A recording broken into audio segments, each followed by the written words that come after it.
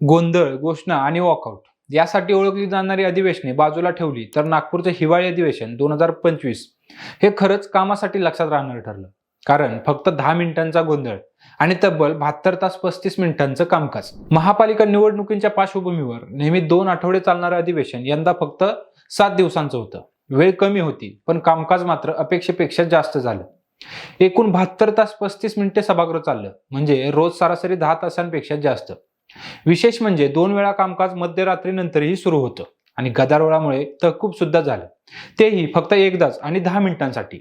या अधिवेशनात आमदारांनी 7286 प्रश्न दाखल केले, 16 विधेयके संमत झाली, 6 अध्यादेश मांडले गेले आणि शेकडो लक्षवेधी सूचनांवर चर्चा झाली.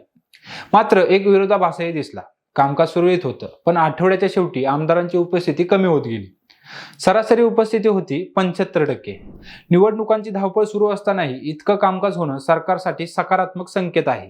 पण घटती उपस्थिती लोकप्रतिनिधींच्या जबाबदारीवर प्रश्नचिन्ह उभं करते. एकंदरीत नागपूरचं हे हिवाळी अधिवेशन गदारोळासाठी नाही तर कामासाठी लक्षात राहील. हा अपवाद ठरेल की पुढचा नवा पॅटर्न बनेल हे पुढच्या अधिवेशनातूनच समजेल. तुमच्या मते हे अधिवेशन खरंच आदर्श ठरलं का, की निवडणुकीपूर्वीचं नियोजित शिस्तबद्ध चित्र होतं? तुमचं मत कमेंटमध्ये नक्की सांगा.